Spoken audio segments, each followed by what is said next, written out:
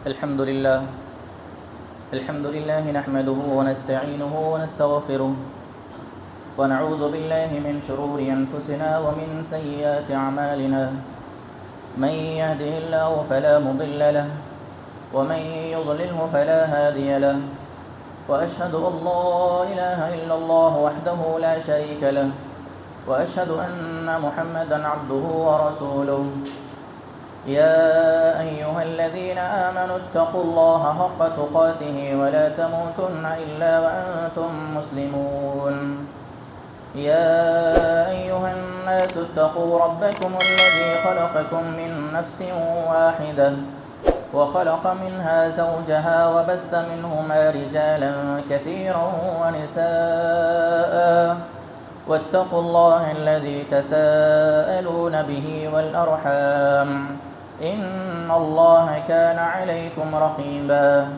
يا أيها الذين آمنوا اتقوا الله وقولوا قولا سديدا يصلح لكم أعمالكم ويغفر لكم ذنوبكم، ومن يطع الله ورسوله فقد فاز فوزا عظيما.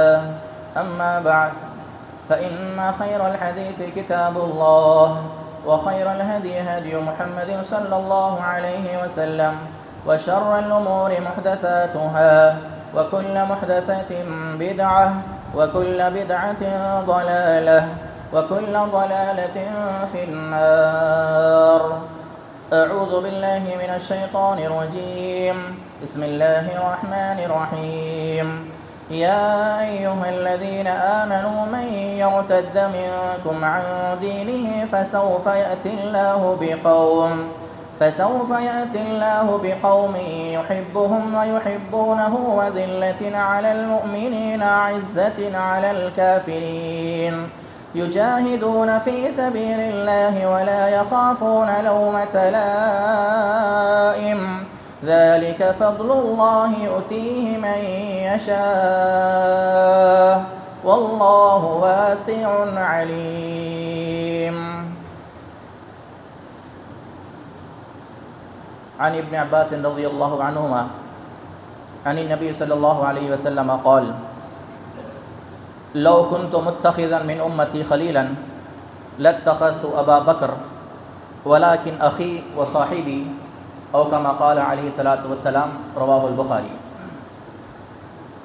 ہر قسم کی تعریف، حمد و ثنا، بڑائی، کبریائی، پاکیزگی، بزرگی اور برتری اللہ رب العالمین احکم الحاکمین کے لیے لائق، زیبا و سزاوار ہے، جو زمین و آسمان کا رب ہے. بعدہ درود و سلام کا نزول ہو اللہ کے آخری پیغمبر محمد اکرم صلی اللہ تعالی علیہ وعلی آلہ واصحابہ وبارک وسلم پر، وہ ذات مقدسہ مبارکہ مطہرہ جنہیں رب العزت نے رحمت کائنات بنا کر اس دنیا کے اندر بھیجا، اور جن کے ذریعے اہل کائنات کی ہدایت کا اور رہنمائی کا بندوبست فرمایا. اللہم صلی علی محمد وعلی آل محمد کما صلیت علی ابراہیم وعلی آل ابراہیم انک حمید مجید. اللہم بارک علی محمد وعلی آل محمد کما بارکت علی ابراہیم وعلی آل ابراہیم انک حمید مجید. محترم بزرگوں، نوجوان ساتھیوں اور اسلامی ماں اور بہنوں، جیسا کہ آپ حضرات کو اعلانات کے ذریعے اس بات کی اطلاع ملی ہے کہ میرے آج کے خطبہ جمعہ کا عنوان ہے سیرت ابو بکر رضی اللہ تعالی عنہ. حضرت ابو بکر رضی اللہ تعالی عنہ کا مقام اور مرتبہ اگر ایک ہی لفظ میں بیان کر دوں تو وہ یہ ہے کہ سارے انبیاؤں کے بعد ساری کائنات کے لوگوں میں سب سے زیادہ افضل ترین اگر کوئی انسان دنیا میں پیدا ہوئے تو وہ ابو بکر رضی اللہ تعالیٰ عنہ ہیں. سارے انبیاؤں کے بعد جن کا سب سے بڑا مرتبہ ساری دنیا کے لوگوں میں، آدم علیہ السلام سے لے کر قیامت تک پیدا ہونے والے سارے انسانوں میں انبیاؤں کو چھوڑ کر اگر کسی کا مرتبہ اللہ رب العالمین کی نگاہ میں سب سے زیادہ بلند و بالا ہے تو وہ ابو بکر رضی اللہ تعالیٰ عنہ کا ہے. اسی لیے اللہ کے رسول صلی اللہ علیہ وسلم نے ان کے بے شمار مناقب، ان کے بے شمار فضائل کو بیان کیا، وہیں پر یہ بات بھی آپ نے بیان کی کہ سب سے پہلے جنت کا دروازہ کھٹکھٹانے والا میں رہوں گا۔ ساری کائنات کے لوگوں میں سب سے پہلے جنت کا دروازہ کھٹکھٹاؤں گا اور میرے ساتھ ہی سارے انبیاء جنت میں داخل کیے جائیں گے۔ اس کے بعد پلٹ کے دیکھوں گا تو ابو بکر رضی اللہ تعالیٰ عنہ میرے پیچھے کھڑے ہوئے رہیں گے۔ یہی اس طرح کے بے شمار روایات اور ایسے بے شمار فضائل ابو بکر رضی اللہ تعالیٰ عنہ کے متعلق احادیث میں موجود ہیں، اور قرآن مجید میں بھی ان کے فضائل کے تعلق سے اللہ رب العالمین نے کئی اشارے بیان فرمائے ہیں۔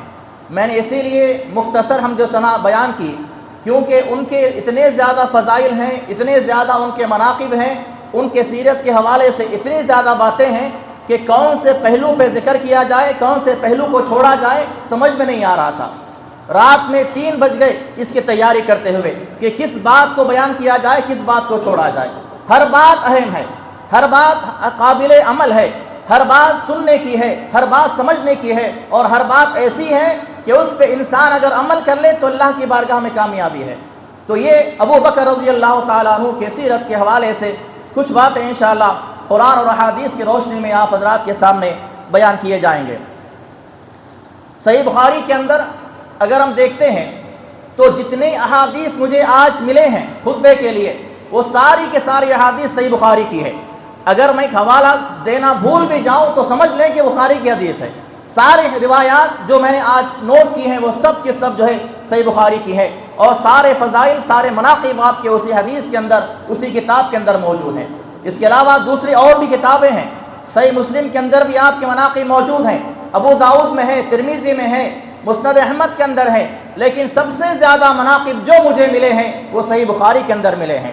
حضرت عمر ابن عاص رضی اللہ تعالیٰ عنہ بیان کرتے ہیں کہ ان النبی صلی اللہ علیہ وسلم بعثہ علی جیش ذات السلاسل، ایک مرتبہ اللہ کے رسول صلی اللہ علیہ وسلم کے ساتھ میں ذات سلاسل کی جنگ میں تھا، جہاں مجھے اللہ کے رسول صلی اللہ علیہ وسلم نے روانہ کیا تھا۔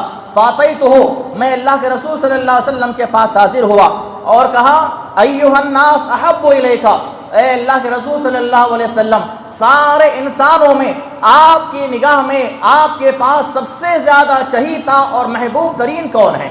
تو اللہ کے رسول صلی اللہ علیہ وسلم نے جواب میں فرمایا عائشہ۔ انہوں نے سوال کیا من الرجال یا رسول اللہ، مردوں میں کون ہے؟ تو فرمایا ابوہا، عائشہ کا باپ ابو بکر صدیق رضی اللہ تعالیٰ عنہ سارے انسانوں میں مجھے سب سے زیادہ محبوب ہے، سب سے زیادہ پسندیدہ ہے۔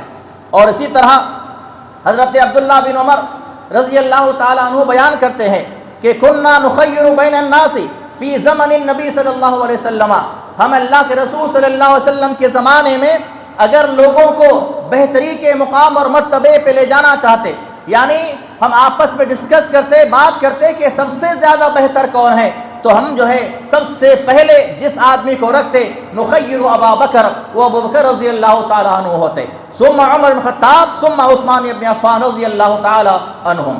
تو ساری کائنات کے لوگوں میں سب سے زیادہ بہترین اگر مقام ہے، سب سے زیادہ محبوب ترین اگر کوئی انسان گزرا ہے تو وہ ابو بکر صدیق رضی اللہ تعالیٰ عنہ گزرے ہیں۔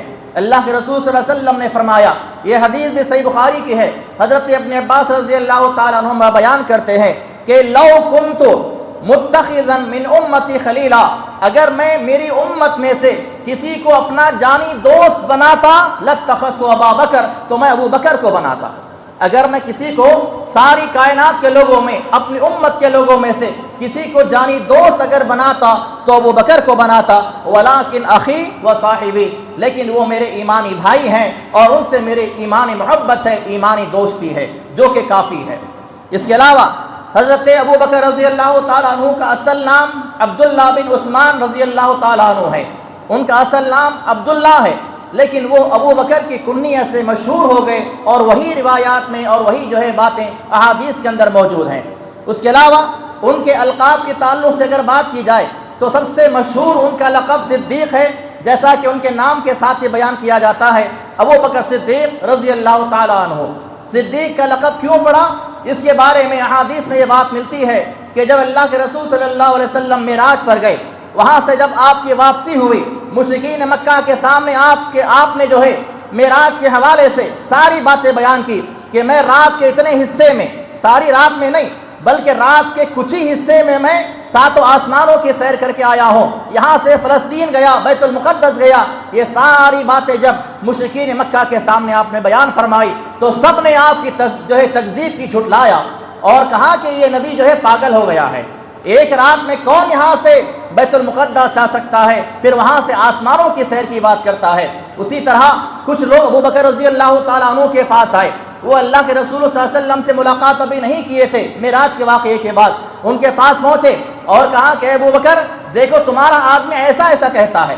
پہلے عام سوال کیا، کہا کہ کیا یہ ممکن ہے کہ کوئی آدمی مکہ سے فلسطین کا راستہ ایک رات میں طے کر سکتا ہے؟ تو لوگوں نے، ابو بکر نے کہا کہ ناممکن ہے، ایسا تو ہو ہی نہیں سکتا۔ پھر یہ ایک ایسا آدمی کہتا ہے جس کو اپنا تم دوست کہتے ہو، وہ محمد صلی اللہ علیہ وسلم ہے۔ تو انہوں نے ایک لمحہ بھی ضائع کیے بغیر کہا تھا کہ اشہد ان لا الہ الا اللہ واشہد ان محمد رسول اللہ، کہ میں اس بات کی گواہی دیتا ہوں کہ اگر اللہ کے رسول صلی اللہ علیہ وسلم نے ایسا کہا ہے تو وہ صحیح کہا ہے۔ اسی لیے آپ کا لقب صدیق پڑا، اور اس کے علاوہ آپ کا ایک لقب عتیق بھی ہے کہ جس کے معنی جہنم سے آزادی کے ہیں۔ اللہ کے رسول صلی اللہ علیہ وسلم کے پاس ایک مرتبہ حاضر ہوئے تو آپ نے اعلان کیا اور کہا انت عتیق من النار، اے ابو بکر آپ جہنم سے آزاد کر دیے گئے۔ تو صدیق کا لقب اور عتیق کا لقب یہ آپ کے القاب میں سے ہے۔ اس کے علاوہ ان کے والد کا نام اصل میں عثمان ہے، عثمان ابن عامر ہے، لیکن ابو قحافہ کے نام سے وہ بھی مشہور ہے، جو کہ فتح مکہ کے موقع پر ایمان میں داخل ہوئے۔ اور ان کی والدہ کا نام سلمہ بنت صخرہ ہے، جو ابتدائی اسلام میں داخل ہو گئی تھی۔ جیسا کہ اللہ کے رسول صلی اللہ علیہ وسلم نے نبوت کا اعلان کیا، ابتدائی دور میں ہی ابو بکر رضی اللہ تعالیٰ عنہ کی والدہ نے اسلام قبول کر لیا تھا، جبکہ ان کے والد نے فتح مکہ کے موقع پہ اسلام قبول کیا۔ فتح مکہ کے موقع پر ابو بکر رضی اللہ تعالیٰ عنہ اپنے آبائی گھر میں گئے، اپنے والد جو بہت زیادہ بوڑھے ہو چکے تھے ان کو پکڑ کے اللہ کے نبی کی بارگاہ میں پیش کیا۔ جب وہ جھکے ہوئے پیٹھ کے ساتھ نبی کی بارگاہ میں حاضر ہوئے تو اللہ کے رسول نے فرمایا اے ابو بکر تم نے اپنے والد کو کیوں تکلیف دی؟ اگر مجھ سے کہا ہوتا میں خود ان کے پاس چلا جاتا۔ یہ ابو بکر رضی اللہ تعالیٰ عنہ کے احترام میں اور ان کی تعظیم میں آپ نے کہا۔ پھر ابو بکر رضی اللہ تعالیٰ عنہ کے والد نے نبی کے ہاتھ پر فتح مکہ کے دن ایمان قبول کیا۔ جہاں تک معاملہ ابو بکر رضی اللہ تعالیٰ عنہ کی شہرت کا ہے، آپ کے عزت کا ہے، آپ کے مقام اور مرتبے کا ہے، تو اسلام سے پہلے بھی آپ سارے عرب کے اندر سب سے زیادہ عزت دار آدمی تھے۔ آپ کے اندر کسی قسم کا کوئی عیب نہیں تھا، نہ آپ کے اندر کوئی برائی تھی، نہ آپ کے اندر کوئی گناہ موجود تھا۔ آپ اسلام کے لانے سے پہلے بھی سب سے زیادہ عزت دار تھے، سب سے زیادہ مشہور تھے۔ جیسا کہ بخاری کی روایت ہے، اللہ کے رسول صلی اللہ علیہ وسلم نے بیان فرمایا تجدون الناس معادن، لوگوں کا معاملہ کان کی طرح ہے۔ کان سے مراد وہ کان جہاں سے پتھر نکالے جاتے ہیں۔ اللہ کے رسول نے کہا کہ لوگوں کا معاملہ کان کی طرح ہے۔ پھر فرمایا خیارہم فی الجاہلیہ، جو لوگ جاہلیت کے زمانے میں اچھے تھے، بہتر تھے، خیارہم فی الاسلام، وہ اسلام کے اندر بھی اچھے ہیں اور بہتر ہیں، لیکن کہا اذا فقہوا، جب کہ وہ اسلام کی تعلیمات کو سمجھ جائیں۔ تو ابو بکر رضی اللہ تعالیٰ عنہ اسلام کے لانے سے پہلے بھی سارے عرب کے اندر بڑے مشہور تھے، آپ کی شہرت تھی، آپ عزت دار آدمی تھے اور بڑے اللہ والے اور نیک آدمی تھے۔ اس کے علاوہ ان کے تعلق سے ایک بات مشہور ہے کہ وہ علم انساب کے بڑے ماہر تھے، نسب اور خاندان کے سلسلے میں، جیسے فلاں کا نسب، ان کے باپ کا نام، ان کے دادا کا نام، ان کے پردادا کا نام، کہاں تک یہ پڑھی جاتی ہے، یہ جو علم ہوتا ہے اسے علم انساب کہا جاتا ہے۔ تو علم انساب کے معاملے میں ابو بکر رضی اللہ تعالیٰ عنہ بہت زیادہ ماہر تھے۔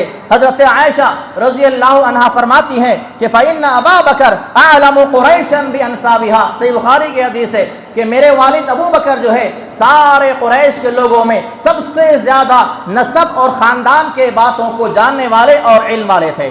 اس کے علاوہ مہمان نوازی کی اگر بات کی جائے، جود و سخا کی بات کی جائے، مہمان نوازی کی بات کی جائے، تو سب سے زیادہ عرب کے اندر پائے جانے والے مہمان نوازوں میں آپ کا شمار ہوا کرتا تھا۔ حضرت عائشہ رضی اللہ عنہا فرماتی ہیں کہ لم عاقل ابویہ قط الا وہما یدینان الدین حق، کہ اللہ کے رسول صلی اللہ علیہ وسلم کی حدیث انہوں نے بیان فرمائی اور کہا کہ میں نے جب سے ہوش سنبھالا ہے، حضرت عائشہ فرماتی ہیں کہ جب سے میں نے ہوش سنبھالا ہے اس وقت سے میں نے اپنے ماں باپ کو اسلام کی حالت میں دیکھا ہے. یعنی ابو بکر رضی اللہ تعالیٰ عنہ بھی اور ان کی بیوی بھی اسلام کے اندر ہے. وہ کہتی ہیں کہ میں نے اپنے ماں باپ کو اسلام کی حالت میں دیکھا. وَلَمْ يَمُرُّ عَلَيْنَا يَوْمٌ إِلَّا تَأْتِينَا فِيهِ رسول اللہ صلی اللہ علیہ وسلم. اور ہم پر کوئی دن ایسا نہیں گزرتا جس دن اللہ کے رسول صلی اللہ علیہ وسلم ہمارے پاس تشریف نہ لاتے، اور وہ بھی دن میں 2 مرتبہ. طرف النہار بکرۃ وعشیہ، صبح اور شام ہر روز اللہ کے رسول صلی اللہ علیہ وسلم جو ہے ہمارے پاس موجود ہوتے، ہمارے پاس آتے. پھر اس کے بعد کہا فَلَمَّا ابْتُلِيَ الْمُسْلِمُونَ خَرَجَ أَبُو بَكْرَ مُهَاجِرًا نَحْوَ أَرْضِ الْحَبْشَةِ. جب مسلمانوں پر مکہ کی زمین تنگ کر دی گئی، بہت زیادہ آزمائشوں کا سامنا کرنا پڑا، بے شمار مظالم مسلمانوں پہ ڈھائے جانے لگے، تو ابو بکر رضی اللہ تعالیٰ عنہ جو ہے مکہ کو چھوڑ کر حبشہ کے جانب ہجرت کرنے کے لیے روانہ ہو گئے.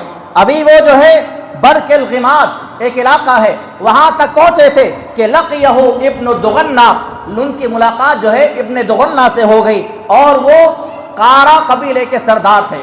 وہ بھی ایک سردار تھے، بڑے آدمی تھے جن کا نام ابن دغنہ ہے. ان سے ملاقات ہوئی. انہوں نے کہا اینا ترید یا ابا بکر، اے ابو بکر تم کہاں کا ارادہ رکھتے ہو، کہاں جا رہے ہو؟ تو انہوں نے کہا اخرجنی قومی فارید ان اسیح فی الارض واعبد ربی، کہ میں جو ہے مجھے میری قوم کے لوگوں نے اپنے علاقے سے نکال دیا ہے، اور میں زمین میں نکل گیا ہوں کہ اللہ کی عبادت کروں اور جا کے اللہ کی بندگی کروں. ابن دغنہ نے کہا فإن مثلک یا ابا بکر لا یخرج ولا یخرج، اے ابو بکر آپ کی مثال روئے زمین پر کہیں نہیں ملتی، نہ آپ کو نکالا جائے گا نہ آپ نکلیں گے. مکہ کی زمین سے نہ آپ کو کوئی نکال سکتا ہے اور نہ ہی آپ وہاں سے نکلیں گے. اس کے بعد انہوں نے جملہ کہا انک تکسب المعدوم، کیونکہ آپ جو ہے محتاجوں کی مدد کرنے والے ہیں، وتصل الرحم، اور آپ رشتہ داریوں کو جوڑنے والے ہیں، وتحمل الکل، اور ہر کسی کمزور آدمی کا بوجھ اٹھانے والے ہیں، وتقری الضیف، اور آپ سب سے زیادہ مہمان نواز ہیں. اتنا نیک آدمی، اتنے اوصاف کا مالک آدمی مکہ کو چھوڑ کر جا رہا ہے، یہ نہیں ہو سکتا. نہ آپ مکہ کو چھوڑیں گے نہ مکہ والے آپ کو نکال سکتے ہیں. اور کہا کہ میں آپ کو جو ہے اپنی ضمانت مکہ لے جاتا ہوں، فَأَنَا لَكَ جَارٌ، میں آپ کا ضامن بنتا ہوں، آپ میرے ساتھ مکہ میں چلیے. لہذا ابو بکر رضی اللہ تعالیٰ عنہ جو ہے ان کے ساتھ مکہ میں دوبارہ داخل ہوئے. وہ سیدھا ابن دغنہ قریش کے سرداروں کے پاس آیا اور کہنے لگا فی اشراف قریش کے بڑے بڑے سردار جو مکہ کے اندر تھے ان کے پاس آ کر کہنے لگا کہ ان ابا بکر، کہ تم ایسے آدمی کو مکہ سے نکالتے ہو، ابو بکر کو، کہ جو آدمی یہ اتنا زیادہ نیک ہے، جو لوگوں کی داد رسی کرنے والا ہے، مہمان نوازی کرنے والا ہے، لوگوں کے بوجھ کو اٹھانے والا ہے، صلہ رحمی کرنے والا ہے، اس کو تم مکہ سے کیوں نکالتے ہو؟ میں اس کی ضمانت دیتا ہوں، اسے مکہ سے نکالا نہیں جائے گا. تو سردار قریش نے جو ہے ان کی بات کو مان لیا اور کہا کہ آپ کی بات کو ٹھیک ہے، ہم آپ کی ضمانت کو مانتے ہیں، لیکن ایک آپ جو ہے ابو بکر سے درخواست کیجئے کہ وہ قرآن مجید کو اپنے گھر میں بیٹھ کر پڑھے، اللہ کی عبادت اپنے گھر کے اندر رہ کے کریں، باہر بیٹھ کے قرآن مجید کی تلاوت کرتے ہیں، جس سے مکہ کی عورتیں اور بچے ان کے اطراف آ کے بیٹھ جاتے ہیں. ہمیں ڈر ہے کہ سارے بچے اور عورتیں جو ہے فتنے کا شکار نہ ہو جائیں. یہ ان کا عالم تھا.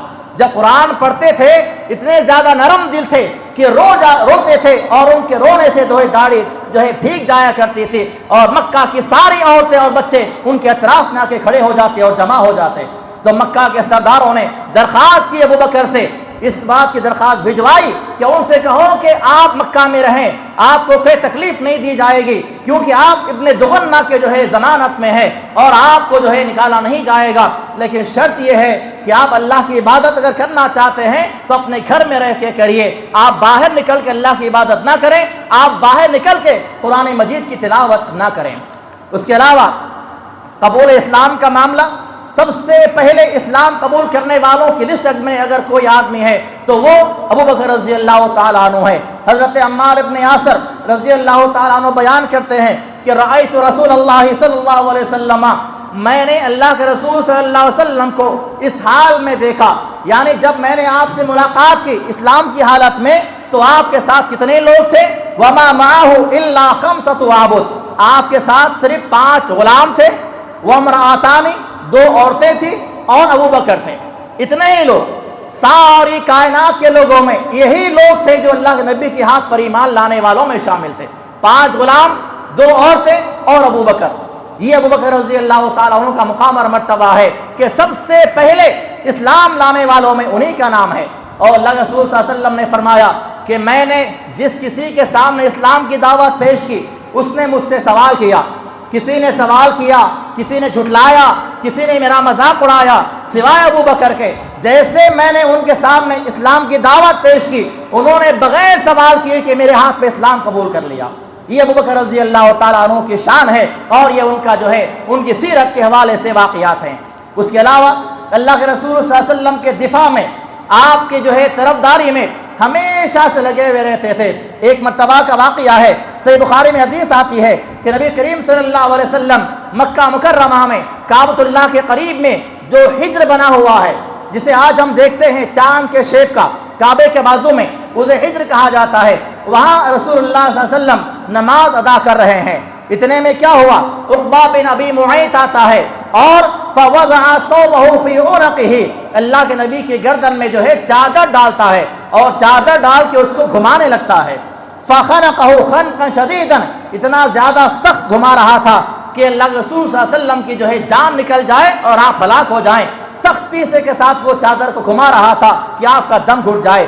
फ़अक़बला अबू बकर हत्ता अख़ज़ बिमनकबिही, उतने अबू बकर रज़ियल्लाहु ताला अन्हु वहाँ पर आए और उसको अपने हाथ से धक्का दिया, उसे दूर किया और नबी के गर्दन से चादर को निकाला और कहने लगे अतक़्तुलून रजुलन अन यक़ूल रब्बी अल्लाह, क्या तुम ऐसे आदमी को कत्ल करना चाहते हो, क्या तुम ऐसे आदमी को मारना चाहते हो जो ये कहता है कि मेरा परवरदिगार अल्लाह है। नबी की दिफा में हमेशा से तैयार रहा करते थे और इस तरह के बेशुमार वाक़ियात हैं। उसके बाद हिजरत का मामला है, मैं सिर्फ सरसरी तौर पर बयान कर रहा हूँ, वगरना बहुत सारी बातें हैं, वक्त जो है ख़त्म हो जाएगा। हिजरत की जब बात आई, सबसे पहली हिजरत आपने हबशा की जानिब कर रहे थे, जैसा कि मैंने वाक़या बयान किया, हबशा की जानिब हिजरत कर रहे थे, लेकिन इब्न दुगन्ना ने जो है आपको हिजरत करने से मना किया, आप दोबारा मक्का में वापस आ गए। उसके बाद दूसरी हिजरत अल्लाह के रसूल सल्लल्लाहु अलैहि वसल्लम के साथ जो है मदीना मुनव्वरा की जानिब आपने की। और एक बात याद रखें, अक़ीदे की बात है, अल्लाह के रसूल सल्लल्लाहु अलैहि वसल्लम की ज़िंदगी में सबसे ज़्यादा मुक़द्दस तरीन अगर सफ़र है तो वो 2 सफ़र है। सारी ज़िंदगी में अल्लाह के रसूल सल्लल्लाहु अलैहि वसल्लम के 2 सफ़र बहुत ज़्यादा मुक़द्दस और मुकर्रम रहे। एक सफ़र मेराज का और दूसरा सफ़र मदीना हिजरत करने का। सफ़र मेराज में अल्लाह के रसूल सल्लल्लाहु अलैहि वसल्लम के साथ जो है जिब्राईल थे और मदीने के सफ़र में अल्लाह के रसूल सल्लल्लाहु अलैहि वसल्लम के साथ अबू बकर रज़ी अल्लाह ताला अन्हु हैं। और ऐसा सफ़र हज़रत आयशा रज़ी अल्लाह ताला अन्हा फरमाती हैं कि अल्लाह के रसूल सल्लल्लाहु अलैहि वसल्लम ने ईमान वालों को मदीना हिजरत करने का हुक्म दे दिया। जिसको जैसा मौका मिलता मदीना जा रहे थे, कोई जमातों की शक्ल में, कोई अलग अलग इनफरादी तौर पर, छुपे अंदाज में, कोई एलानिया तौर पर, जैसा जिसको सहूलत है मदीना मुसलमान जा रहे हैं हिजरत करके। अल्लाह के रसूल के पास हाजिर हुए अबू बकर रज़ियल्लाहु ताला अन्हु और कहने लगे, या रसूल अल्लाह, क्या मेरे लिए भी हुक्म है कि मदीना हिजरत करो? आपने फरमाया कि अबू बकर अभी नहीं, मुझे इस बात का यकीन है कि अल्लाह ताला मुझे भी जो है मदीना जाने की इजाज़त देगा, लिहाजा तुम मेरे साथ मदीना जाना है। उसके बाद ऐसा फरमाती हैं कि एक मरतबा रसूलुल्लाह सल्लल्लाहु अलैहि वसल्लम जो है दोपहर के टाइम पे मेरे घर में आए, जबकि वो टाइम आपका आने का नहीं था।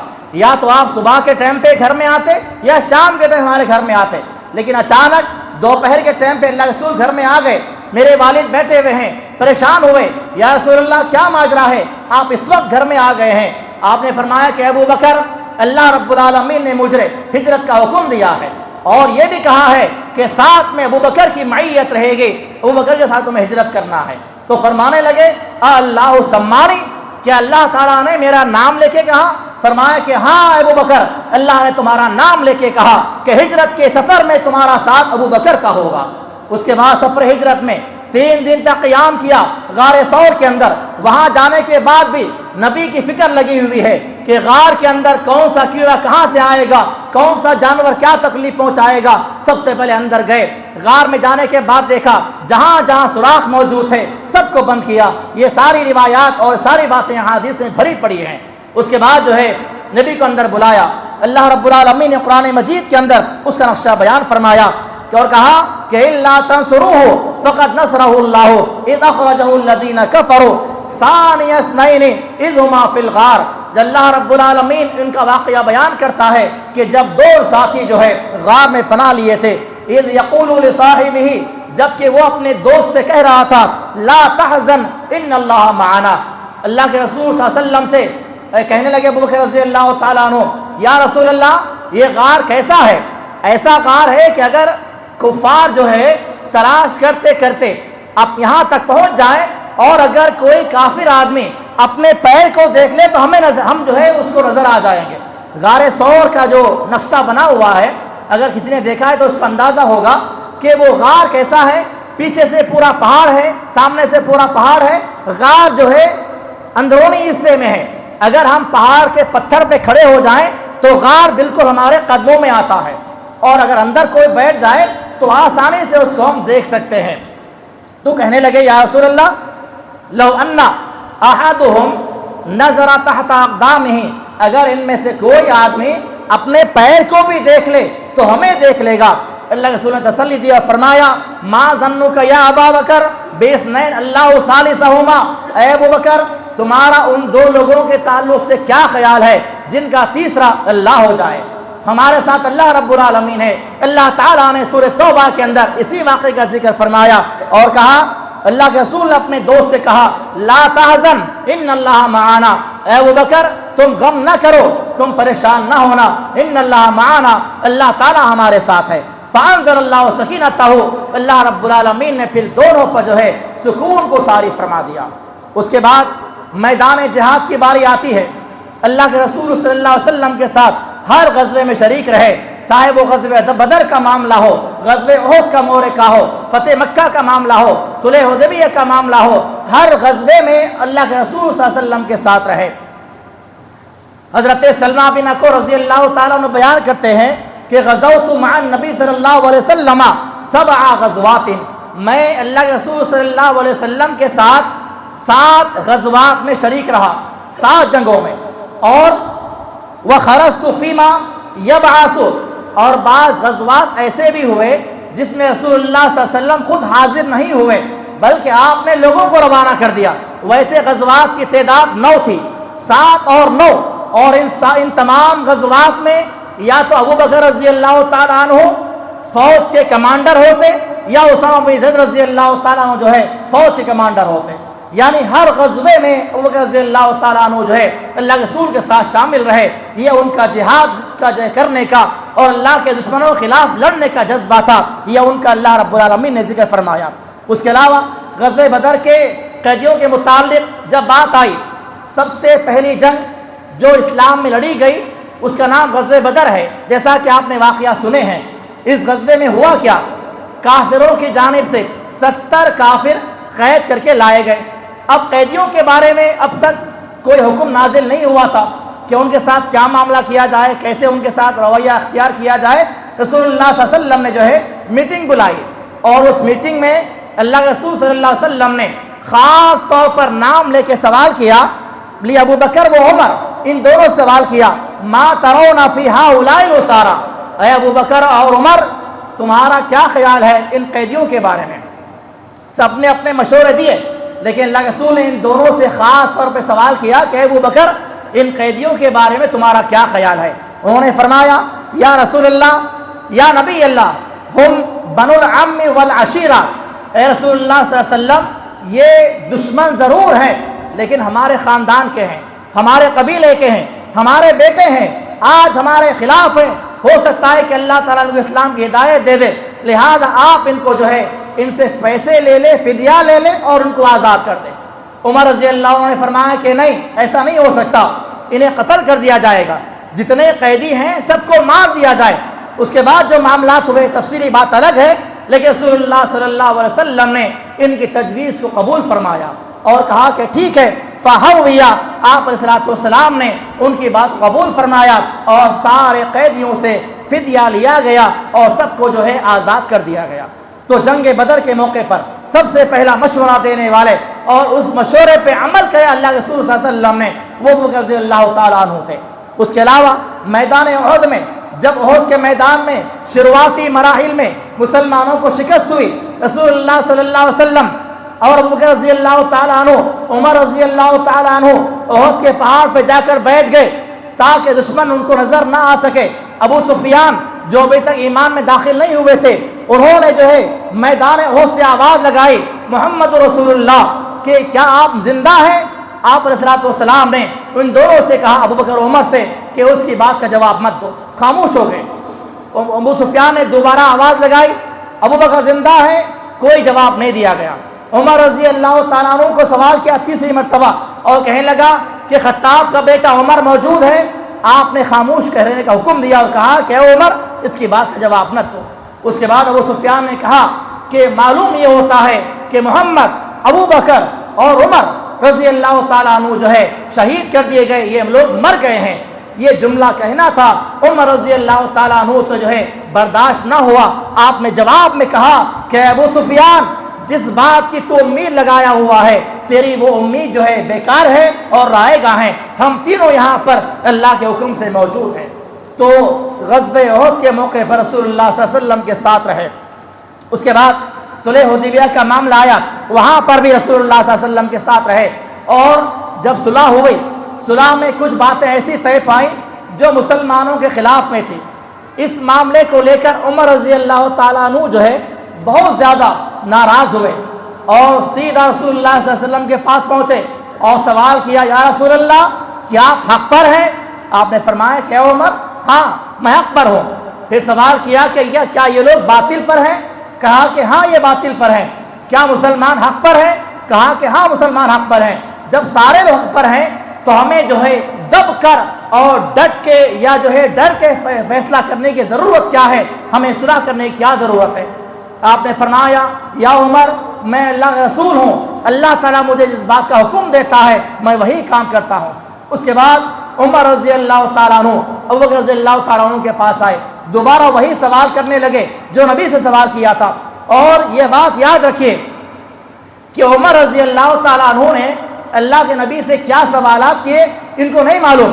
کہنے لگے، یا ابا بکر الیس ھذا نبی اللہ حق، کیا یہ اللہ کے نبی جو آئے ہیں یہ حق پر ہیں؟ انہوں نے کہا کہ بلا، کیوں نہیں اے عمر، تم اس بات کا سوال کیوں کر رہے ہو؟ یہ اللہ کے نبی حق پر ہیں، سچے ہیں۔ السنا علی الحق، کہنے لگے کہ کیا ہم بھی حق پر ہیں؟ کہا کہ کیوں نہیں، ہم بھی حق پر ہیں۔ کیا یہ لوگ باطل پر ہیں؟ کہا کہ ہاں یہ باطل پر ہے۔ فلیما نوتد جو ہے دنیا فی دیننا، پھر کیوں ہم جو ہے دنیاوی مسا کے خاطر یا صلح کی خاطر جو ہے ان لوگوں کے سامنے جھکے ہوئے ہیں؟ ابوبکر نے فرمایا، اے عمر، یہ اللہ کے رسول صلی اللہ علیہ وسلم ہے، اللہ تعالیٰ کا حکم جو ہوتا ہے وہ نبی وہی کرتے ہیں، جبکہ آپ کو نبی کے الفاظ معلوم بھی نہیں ہے، وہی الفاظ آپ نے دہرائے جو نبی نے فرمائے تھے۔ تو صلح حدیبیہ کے موقع پر ان کا یہ عالم تھا۔ اس کے علاوہ رسول اللہ صلی اللہ علیہ وسلم جو ہے ان کا بڑا احترام کیا کرتے تھے۔ آپ علیہ السلام نے بیان فرمایا، صحیح بخاری کی حدیث ہے کہ ان من امن الناس علی فی صحبتہ ومالہ ابا بکر، مجھ پہ جو ہے اپنی صحبت اور مال کے ذریعے احسان کرنے والوں میں سب سے زیادہ احسان اگر کسی کا ہے تو ابو بکر کا ہے۔ ولو کنت متخذا خلیلا، اگر میں اللہ کے سوا کسی کو اپنا دوست بناتا ابو بکر کو بناتا، ولکن اخوۃ الاسلام ومودتہ، لیکن ان کی جو محبت ہے، ان کی جو بھائی چارگی ہے اسلامی اعتبار سے وہ میرے لیے کافی ہے۔ اور آپ نے حکم فرمایا کہ لا یبقین فی المسجد باب الا سد الی باب ابا بکر، کہ مسجد کے اندر آنے والے سارے دروازوں کو بند کر دیا جائے سوائے ابو بکر کے دروازے کے علاوہ، ان کا دروازہ کھلا رکھ دیا جائے۔ تو وہ نشانی آج بھی موجود ہے۔ آپ اگر مسجد نبوی جائیں گے، باب ابو بکر کے پاس آپ دیکھیں گے تو وہاں پر ان لوگوں نے اور اس وقت کی حکومت نے جو ہے خوف ابو بکر کے نام سے ایک کمان بنا دیا ہوا ہے، اور وہ کمان ہمیشہ کھلی رہتی ہے، اسے کبھی بند نہیں کیا جاتا۔ تو یہ ابو بکر رضی اللہ تعالیٰ عنہ کا احترام تھا، اور یہ جو ہے ان کا اکرام اور عزت تھی جو رسول اللہ صلی اللہ علیہ وسلم جو ہے کیا کرتے تھے۔ اور سارے صحابہ میں رسول اللہ صلی اللہ علیہ وسلم کے سب سے زیادہ رازداں اگر کوئی تھے ابو بکر رضی اللہ تعالیٰ عنہ تھے۔ صحیح بخاری کی حدیث آتی ہے، عبداللہ بن عمر کہتے ہیں کہ میرے والد عمر بن خطاب رضی اللہ تعالیٰ عنہ نے جب میری بیٹی جو ہے میری بہن حفصہ بنت ابی ابن عمر کا شوہر کا انتقال ہوا، حفصہ بنت عمر کے شوہر کا انتقال ہوا، تو عمر رضی اللہ تعالیٰ عنہ نے اپنی بیٹی کا پیغام عثمان رضی اللہ تعالیٰ عنہ کے پاس بھیجا۔ آگے ڈائریکٹ سوال کیا کہ یا عثمان، کیا جو ہے میری بیٹی سے تم نکاح کرو گے؟ انہوں نے کہا کہ سانظر فی امری، مجھے جو ہے اس معاملے میں تھوڑا سا مہلت دے دو تاکہ میں سوچ کے بتاؤں کہ مجھے نکاح کرنا ہے یا نہیں کرنا ہے۔ فلبثت لیالی ثم لقینی، اس کے بعد جو ہے کچھ دنوں کے بعد عثمان رضی اللہ تعالیٰ عنہ جو ہے ملاقات کی اور کہا کہ اے عمر، مجھے تمہاری بیٹی سے نکاح کرنے کی خواہش نہیں ہے، میں نکاح نہیں کروں گا۔ اس کے بعد عمر رضی اللہ تعالیٰ عنہ ابوبکر رضی اللہ عنہ کے پاس آئے اور کہنے لگے یا ابا بکر ان شئت زوجتک حفصہ بنت عمر، کہ میں جو ہے اپنی بیٹی حفصہ کا نکاح جو ہے تم سے کرنا چاہتا ہوں۔ فصمت ابو بکر، اللہ کے رسول ابوبکر رضی اللہ تعالیٰ عنہ جو ہے خاموش ہو گئے، کوئی جواب نہیں دیا، نہ وقت مانگا، نہ مہلت مانگی، نہ کوئی اور بات کی، بلکہ آپ نے خاموشی اختیار کی۔ عمر رضی اللہ تعالیٰ عنہ فرماتے ہیں کہ مجھے جو ہے عثمان نے جو انکار کر دیا تھا اتنا زیادہ غصہ نہیں آیا جتنا ابوبکر خاموشی پر آیا، کہ مجھے کوئی جواب نہیں دیا، میری بے عزتی کر دی، اتنا زیادہ مجھے غصہ آیا، اور اس کے بعد میں وہاں سے چلا گیا۔ اللہ کے رسول صلی اللہ علیہ وسلم نے جو ہے بعد میں حفصہ رضی اللہ تعالیٰ عنہ سے نکاح کا پیغام بھیجا۔ جب اللہ کے رسول صلی اللہ علیہ وسلم نے ان سے نکاح کر لیا، نکاح کرنے کے بعد ابوبکر رضی اللہ تعالیٰ عنہ عمر کے پاس آئے اور کہا کہ اے عمر، مجھے معلوم ہے کہ تم مجھ سے ناراض ہو۔ عمر نے کہا کہ ہاں اے ابوبکر، میں تم سے سخت ناراض ہوں، کیونکہ تم نے میری بیٹی کا نکاح جو ہے ٹھکرا دیا اور مجھے تم نے کوئی جواب نہیں دیا۔ انہوں نے فرمایا اے عمر، میں اسی لیے خاموش رہا کہ مجھے معلوم تھا کہ رسول اللہ صلی اللہ علیہ وسلم جو ہے تمہارے بیٹے سے نکاح کرنے والے ہیں، اور میں فلم اکن لیفشی رسول اللہ صلی اللہ علیہ وسلم، میں آپ علیہ السلام کا راز جو ہے افشا کرنا نہیں چاہتا تھا۔